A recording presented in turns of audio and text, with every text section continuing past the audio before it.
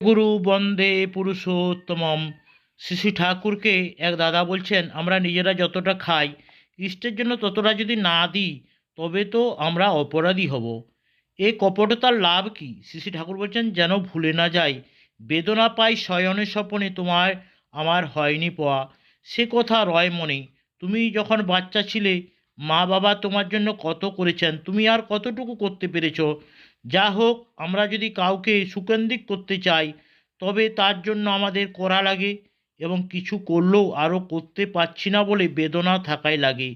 এই আকৃতিতেই যখন তুমি যেখানে যা পাবে তা দিয়ে তৃপ্তি পেতে চেষ্টা করবে, একটা কুল বা ফুল বা আগ্রহ আবেগে ভরে তাই তাকে নিবেদন করবে। আদত কথা হলো ভোজ্য দেওয়া।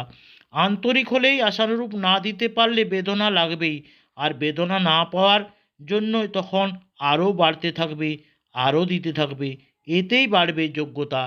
আগ্রহটা বড় কথা। এই আগ্রহদীপ্ত সেবা ভিতর দিয়ে মানুষের অনুরাগ বাড়ে, আর অনুরাগ বিনা সব ব্যর্থ। আহার্য অনুপাতিক দিতে পারছি না বলে ওই অজুহাতে কিছু না দেওয়ার চাইতে দুটো হেলেঞ্চা বা কলমি দেওয়া কত ভালো। এই রকম খুদে কুড়ো যা জোটে সেই দেওয়ার মধ্য দিয়েই কতজনে অভাবনীয়ভাবে বেঁচে গেছে। তাকে আরও আরও দেবার জন্য যদি মনে একটা আকুতি না থাকে তাহলে বিবর্তন হয় না। বিবর্তনের মূলেই থাকে এমনতর আগ্রহ ও বেদনা। এই বেদনা তাকে বাড়তির পথে নিয়ে যায়। শ্রী ঠাকুরকে আবার একজন বলছেন, যারা সামর্থ্য সত্ত্ব ইষ্টবিধি বাড়ায় না তাদের কি কোনো ক্ষতি হয় না? শ্রী ঠাকুর বলছেন, করতে করতেই বারবার বুদ্ধি আসে বলে অভ্যাসেই দ্বিতীয় স্বভাব। এক ফকির গিয়েছিল বাড়িতে ভিক্ষা করতে। এক বাড়িতে যাওয়ার পরে ওই মা ব্যস্ততা দেখাচ্ছেন, বলছেন, আমি এখন ব্যস্ত আছি, বাড়িতে কেউ নেই, আমি দিতে পারছি না কিছু। বলছে, দেখুন না আমার কিছু খাওয়া হয়নি। ফকিরটি বলছেন, বলছে, না না আমার সময় নেই, আমি কাজে ব্যস্ত আছি। বললো, ঠিক আছে, আপনার বাড়িতে তো আজকে রান্না হয়েছে? বলছে, হ্যাঁ রান্না হয়েছে, কিন্তু খাওয়া দাওয়া সব হয়ে গেছে, এখন আর কিচ্ছু নেই। বলছে, না না, আপনার বাড়িতে যে উনুন জ্বলেছিল তার তো ছাই আছে? বলছে, হ্যাঁ সেই ছাইটা আছে। বলছে, আপনি ওই ছাই দিয়ে কী করবেন? বলে, আমার ছাই দিয়ে আমি কিছু করব না, আপনার জন্য লাগবে। বলছে, তার মানে? বলছে, আপনি যে না দিতে দিতেই এত কঞ্জুস হয়ে গেছেন, ভবিষ্যতে আপনার সন্তানরা আপনাকে খেতে দেবে না। তাই আপনার হাতটাই বাড়িয়ে দেন, কিছু দেন।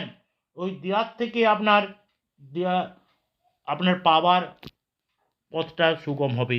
কারণ আপনার ভবিষ্যতে ছেলেরা আপনাকে দুমুঠো খেতে দেবে। এরকম করে শ্রী ঠাকুর বলেছিলেন। আকুতি শক্তি হয়ে ওঠে, ভাবের আবেগ হয়তো জাগলো, আবার হয়তো উবে গেল। তাই নিরন্তর সক্রিয় অনুরাগের উপর দাঁড়াতে হয়। আকুতিটা ক্ষুধার মতো, এর সঙ্গে সক্রিয় সম্বেগ থাকলেই সোনায় সোহাগা। কোনো ভালো আবেগ আসলেই কিছুতে তা ব্যর্থ হয়ে যেতে দিতে নেই। একজনের প্রতি হয়তো দয়া হলো, কিন্তু তার জন্য যদি কিছু না করি তখন ওই দয়া উবে যায়, আমি নিরেট হয়ে যাই। তাকে অন্তত এক মুঠো চালও যদি দিই তাহলেও সে আবেগটা বজায় থাকে এবং আমার চরিত্র উন্নত হয়। তাই ইষ্টানুরূপ বাড়াতে গেলেই নিয়মিত ইষ্টভীতি করে যেতে হয়। তা আমাদের ভিতর এমন একটা শক্তি সঞ্চার করে তোলে যা আপদে বিপদের সময় আমাদের অভাবনীয় রক্ষা করে। নগেনদা বলছেন, ইষ্টভীতি অন্তত আহারজনের প্রতি করতে হয়, কিন্তু তাতেও পারে না সবাই। শিষ্টকে যা পারে তা দিয়ে করলেই হয়, সামর্থ্যকে ফাঁকি না দিয়ে। এমনতর ক্ষেত্রে একটা ফুল দিয়ে করলেও হয়। নিজের আহার্য প্রতি না করলে তো কপটতা আসে, নগেনদা বলছেন। শ্রী ঠাকুর বলছে, আন্তরিকতা বুদ্ধি যত বাড়ে মানুষ করো তত যোগ্যতাও বাড়ে। ধর্মের ভানও ভালো। ইষ্টভীতি আমরা করতাম বটে, কিন্তু এর ফলে যে কি হয় জানতাম না। কিন্তু জেমসের কথার মধ্যে এই জাতীয় অনুষ্ঠানে কার্যকারিতা সম্বন্ধে ইঙ্গিত পাওয়া গেল। আর বাস্তবে তা অজস্র নজিরও আছে। ইষ্টভীতি দানের মতো দিতে হয় না, নিত্য নিবেদন করতে হয়, আগ্রহ থাকা চাই। তা দৈনন্দিন সমগ্র কাজগুলির মধ্যে অজানিতে অনুস্যূত হয়, আর সেগুলো নিয়ন্ত্রণ করে। ওর ক্ষমতা যে কি সেটা বিপদ আপদ সময় বোঝা যায়।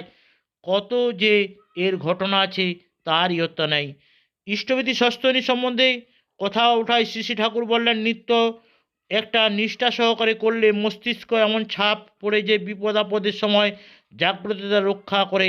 নিত্য এটা করতে থাকলেই অস্তিত্বের একটা স্বরূপ হয়ে দাঁড়ায়। ইষ্টভীতি সস্তনী অর্ঘ্য চুরি গেলে ভিক্ষা করতে হয় কেন? সেই সম্পর্কে শ্রীকৃষ্ণ বললেন, মনোযোগের অভাবে যদি চুরি হয়, মানুষের কাছে গিয়ে ভিক্ষা করতে হয়, সেটার ক্ষেপণ করতে হয়। অনেকে হয়তো মুখ বেঁকায়, অনেকে হয়তো কত প্রশ্ন করে, এই ভিতর দিয়ে যে নিজের দোষ সম্বন্ধে আরও সচেতন হয়ে নিজেকে সংশোধন করার চেষ্টা করে। জৈনিকতা আমি ইষ্টভৃতি যদি নিয়মিত করি এবং ৩-৪ মাস অন্তর পাঠাই, তাহলে কি ক্ষতি কী? শ্রী ঠাকুর বলছেন, ইষ্টভৃতি বিধির ব্যত্যয় হলে সুখ শান্তির ব্যত্যয় রকমই চলে আমাদের জীবনে। ভোরে বিছানায় বসে কি বাসি কাপড়ে ইষ্টভৃতি করা যায়? শ্রী ঠাকুর বলছেন করা যায়, তবে যতটা পবিত্রভাবে করা যায় ততই ভালো। আবার বলছেন সামর্থ্য যদি না থাকে তবে ইষ্টভৃতি করব কিভাবে? প্রয়োজন হলে ভিক্ষা করে করবে, ঠাকুর বলছেন, নইলে ফুল জল জোটে যাই দিয়েই পারো ইষ্টভৃতি করো। তবে নিজেও যদি অন্ন জল গ্রহণ করো, ইষ্টের জন্য ভোজনকল্পে যা পারো নিবেদন করবেই, যোগ্যতাকে কখনো ফাঁকি দিও না। শ্রী শ্রী ঠাকুর এ কথা বললেন। বলছেন জ্যোতিষ বলছেন আমার গ্রহদোষ চলছে, কি করব? শ্রী শ্রী ঠাকুর বলছেন সব গ্রহই তো ভগবানের অধীন, অনুরাগের সঙ্গে ভগবানের নাম করলে সব গ্রহই কেটে যায়। যজন যাজন ইষ্টভৃতি করলে কাটে মহাভীতি, তাকে নিয়ে থাকো, গ্রহ নাগাল পাবে না তোমায়। সকলকে জয় গুরু, বন্দে পুরুষোত্তম।